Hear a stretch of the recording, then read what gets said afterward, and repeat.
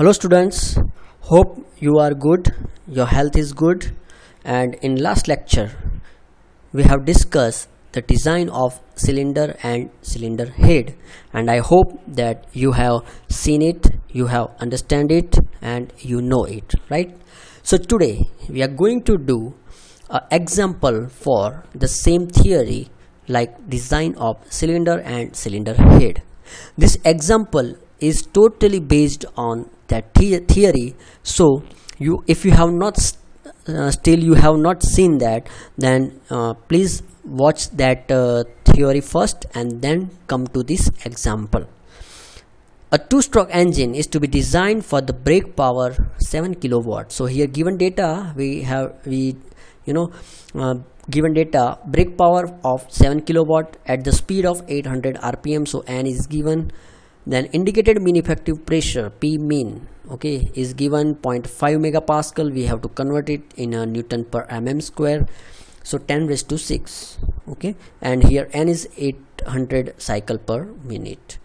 Then the bore, what we have to determine, that the same thing, the bore and length of the cylinder liner, then thickness, then cylinder head thickness, TH, then size, number and pitch of the stud, then apparent and net stress in a liner if the Poisson ratio is 0.25.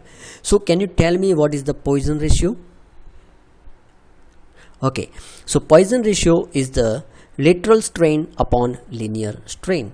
So suppose this is a cylinder, so if there is a strain on this side, this is called the lateral strain, and if this is a strain on this side, this is called the linear strain. So it is the ratio of lateral strain to the linear strain is 0.25. Now the mechanical efficiency is 80%. Ultimate tensile strength for the linear material, ultimate strength is given. For the cylinder and cylinder head material is given, factor of safety is given. So these are the given data, and Poisson ratio is denoted by this mu. Now figure you know very well. So SUT2, that all things is given to you. 350 to 40, and here I think so here it's given to you 250 to 40 and 280. This is the yield strength, actually this is the ultimate strength 1 and 2. Now first of all we have to find the diameter and stroke length. So mechanical efficiency and L by D ratio, here the assume is 1.1. as I told you that we have to assume the L by D ratio. So here L by D, length of the stroke and bore diameter, is equal to 1.1. So here L is equal to, we can put 1.1 D. So brake power, we have an equation of brake power, that is plan upon 16 to 1000 into mechanical efficiency.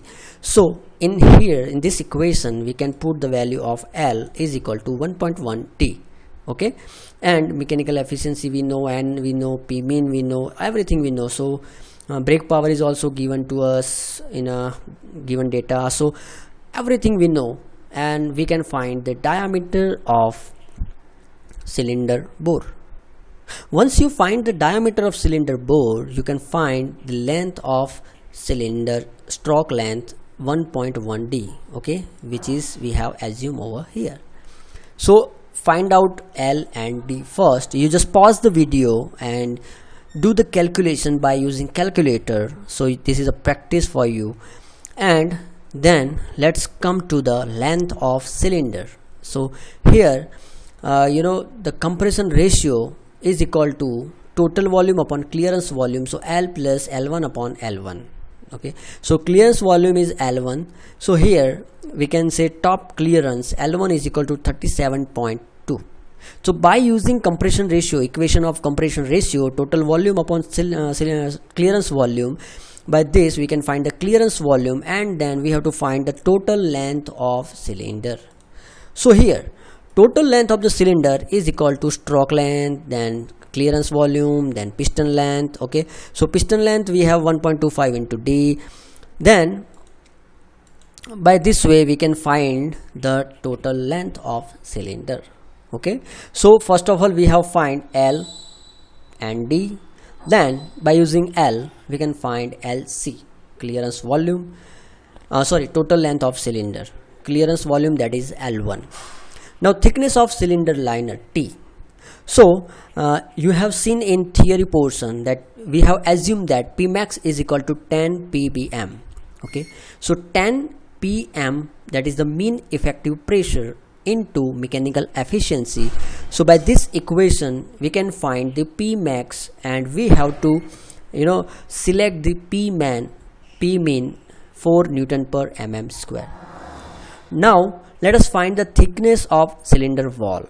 So as I told you that from the design of pressure vessel, you can find this equation T is equal to Pmax D, but particular in IC engine design you have to assume this equation, and you maybe find out it in a design data book. So T is equal to 11. By using this equation, C1 we have assumed that 4. Okay, so T is equal to 11. Then after thickness of cylinder flange, TF, it is directly we have to assume that 1.3 T. Okay, so here thickness we have already find out, so TF is 15 mm. Okay, so after find out TF, we have to find the thickness of cylinder head, TH. So allowable stress, as per the material we have to assume the allowable stress. So sigma allowable is equal to under root SUTH upon NT. So N is the factor of safety, SUT that already given in design in data, given data. So 240 upon 5 is equal to 48 sigma allowable, and that sigma allowable you have to put over here. Okay, and also if you have seen in theory that we assume that sigma allowable is in between 30 to 50. Okay, 30 to 70, right? Now TH is equal to K1D, then under root Pmax upon sigma allowable. We can get the answer TH is equal to 19 mm. Okay, so thickness of cylinder head, that is 19 mm. Now let's find the number of studs. How many number of studs that we have to use? So as per this, you can see that we have to assume these things, and you can find out in a design data book. So by this way, 5.69 less than or equal to n less than or equal to 7.38. So n is equal to 7. Number of stud that we have decided, it will be the 7. Number n is equal to 7. Then what is the diameter of stud? What is the diameter of that bolt? So sigma th is equal to SYTB upon NF, that is the SY, that is the yield strength, 280 that we have assumed, upon 5 is equal to 56 Newton per mm square. So as per that, directly this equation, I told you before that if you have not seen the theory, please watch theory first, then come to the example. So here DC is equal to D under root Pmax upon N sigma TH. So DC is equal to 18.44 mm. So here we can find out the diameter, the core diameter of this bolt, or we can say stud.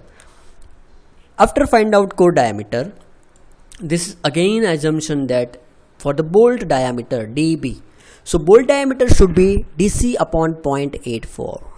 Okay, so DC upon 0.84, that is the bolt diameter, which is 22 mm.